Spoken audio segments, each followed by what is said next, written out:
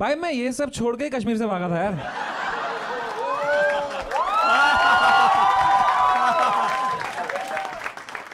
उधर भी मेरा केला। समय इज बैक, लेकिन हाल ही में रिलीज हुए इंडियाज गॉट लेजेंड सीजन 2 के एपिसोड 2 की इस पर्टिकुलर लाइन ने हमारी राइटर को सोचने पर मजबूर कर दिया कि आखिर समय इतने कैजुअली कश्मीरी पंडित जेनोसाइड के लिए ऐसे डैंग जोक्स कैसे क्रैक कर लेते हैं, वो भी खुद एक कश्मीरी पंडित होने के बावजूद। जब हमने सिंपैथी का चश्मा हटाकर इसे थोड़े ब्रॉडर पर्सपेक्टिव में देखा, तब समझ आया कि ये कोई कैजुअल लाइन या पंच लाइन नहीं, बल्कि अपने ट्रॉमा, अपनी सच्चाई और मीडिया द्वारा क्रिएट किए गए उस नैरेटिव को तोड़ने का हथियार है जो कोई सोच भी नहीं सकता। कैसे?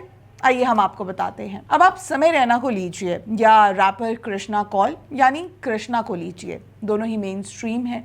एक देसी हिप हॉप में ऐसे बार्ड्स लिखता है जो किसी ने सोचे भी नहीं होंगे, और एक ऐसा कॉमेडियन है जिसकी टाइमिंग कोई डिनाई भी नहीं कर सकता। दोनों ने साथ में लैटिन का एक एपिसोड भी किया था, म्यूजिक वीडियो भी किया था, लेकिन इन दोनों में एक ऐसी सिमिलैरिटी है जो दोनों को एक ही बॉक्स में फिट कर देती है, और वो है इनकी कश्मीरी पंडित आइडेंटिटी। ये दोनों उस यंग जनरेशन से आते हैं जिन्होंने बचपन से अपने माँ बाप के चेहरे पर वो दर्द देखा है, उन्हें अपना घर छोड़ते हुए देखा है, और आज ये दोनों जेनजी और मिलेनियल्स किड्स के लिए सबसे बड़े इन्फ्लुएंसर्स हैं। जब समय अपने सोलो स्पेशल स्टिल अलाइव में बताते हैं कि कैसे उनके दादाजी को वैली में डायरेक्ट थ्रेटनिंग लेटर्स मिले, और कैसे उनके पेरेंट्स ने जब वापस जाने की कोशिश की तो उन पर अटैक हुआ और उन्हें रातों रात अपनी जान बचाकर भागना पड़ा, तो वो किसी सिंपैथी के लिए नहीं रो रहे होते। सोचो, जब एक 16 साल का बच्चा जो रील्स और यूट्यूब पर दिन रात बैठा है, वो समय के इस केला काटने वाले जोक पर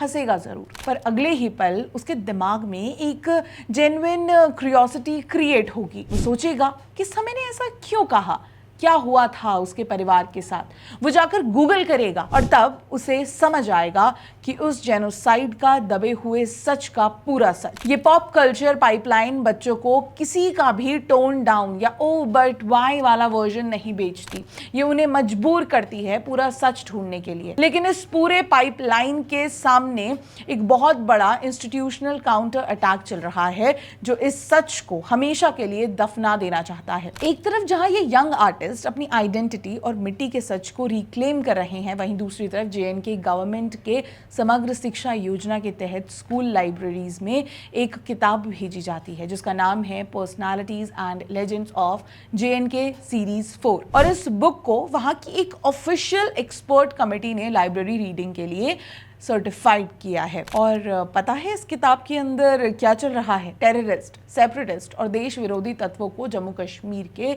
लेजेंड्स और हीरो के रूप में बच्चों के सामने परोसा जा रहा है। ये ब्लेटेंट जेनोसाइड डिनायल है, ये उन लाखों कश्मीरी हिंदुओं के लिव्ड एक्सपीरियंसेस का सबसे बड़ा अपमान है जिन्होंने रेडिकल्स के डर से अपना सब कुछ खो दिया।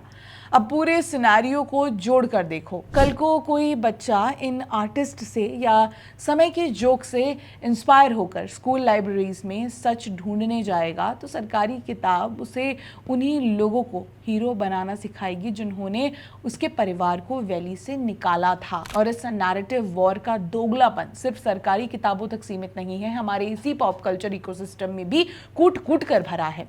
सीधे मौत versus SOS, straight outta Srinagar का रैप फ्लूड याद है ना?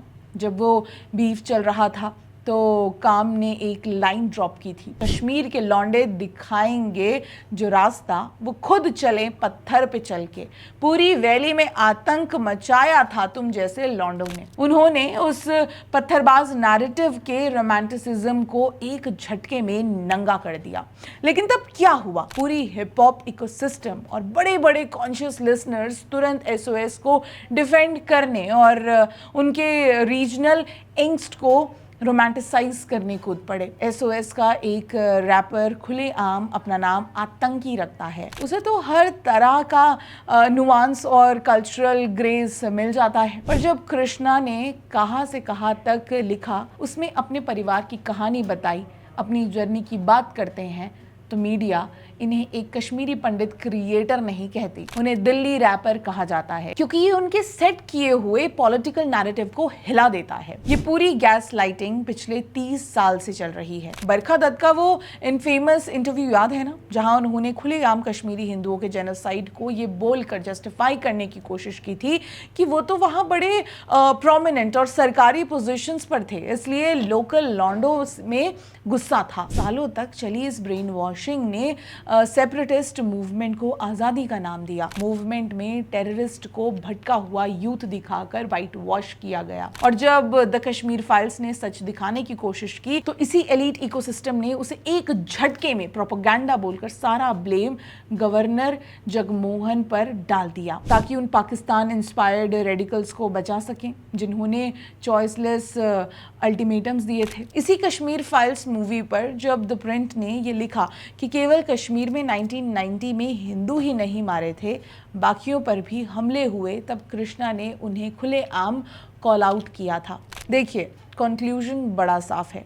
The old guard, legacy media houses और कॉम्प्रोमाइज्ड ब्यूरोक्रेट्स भले ही फिजिकल प्रिंटिंग प्रेसेस और स्कूल करिकुलम को कंट्रोल कर लें, पर वो कल्चरल नैरेटिव कंट्रोल करने का हक पूरी तरह खो चुके हैं। आप किसी स्टेट अप्रूव्ड टेक्स्ट बुक से उस जनरेशन को गैसलाइट नहीं कर सकते जो अपने हेडफोन्स पर अनफिल्टर्ड सच सुन रही है। कश्मीरी हिंदू जेनोसाइड का डिनायल अब और नहीं चलेगा, क्योंकि इसकी मेमोरी अब किसी सरकारी आर्काइव की मोहताज नहीं है। ये हमारे यूथ के अनडिलीटेबल गानों और उनके कच्चे सच में हमेशा के लिए लॉक हो चुकी है। ये लॉक हो चुके हैं समय रैना और कृष्णा कौल जैसे आर्टिस्ट से, जो एक ऐसा अनकंफर्टेबल सच कैजुअली बोल जाते हैं जिसे कोई डिनाई नहीं कर सकता, जो आपको सोचने पर मजबूर कर देता है। कैसा लगा आपको हमारा ये वीडियो, कमेंट बॉक्स में जरूर बताइएगा। वीडियो पसंद आए तो उसे लाइक, कमेंट, शेयर करना ना भूलें। हमारे चैनल को भी जरूर सब्सक्राइब कर ले। मिलते हैं अगले वीडियो में, तब तक के लिए नमस्कार।